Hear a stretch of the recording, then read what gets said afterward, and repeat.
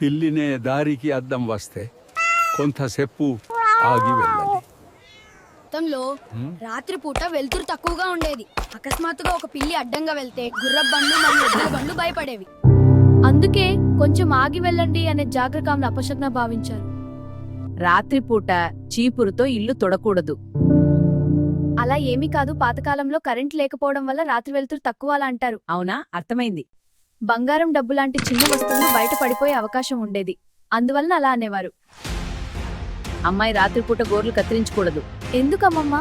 అది మంచిది కాదు, పగలు కత్తిరించు. అలా ఏమీ కాదు బామ్మ, పాతకాలంలో కరెంటు లేకపోవడం వల్ల రాత్రి వెలుతురు తక్కువ. ఆ టైంలో కత్తెరకత్తులు అప్పట్లో సేఫ్గా ఉండేవి కావు, అందువలన అలా అనేవారు. అరటి చెట్టు ఇంటి ముందు నాటకూడదు.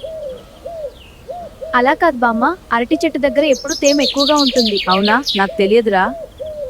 అందువల్ల దోమలు, పాములు రావచ్చు అని జాగ్రత్త కోసం అలా చెప్పేవారు. ఇది మీకు తెలుసా? కాకి అరవడం అంటే అతిథి వస్తారు నమ్మకం. అవునా అత్తయ్య? అవును. అలా ఏమీ కాదత్తా, కాకులు మనుషుల కదలికలకు స్పందిస్తాయి. అందుకే ఎవరో వస్తుంటే అవి అరుస్తాయి, అందుకే ఆ భావన వచ్చింది అత్త. ఇలాంటి మూఢనమ్మకాలు చాలా ఉన్నాయి. మీకు ఇంకా ఇలాంటి మూఢనమ్మకాలు తెలుసుకోవాలా అంటే అమ్మమ్మ మన రామ్ సువరి జేఎస్పీ ఛానల్ ఫాలో అవ్వండి, సబ్స్క్రైబ్ చేయండి.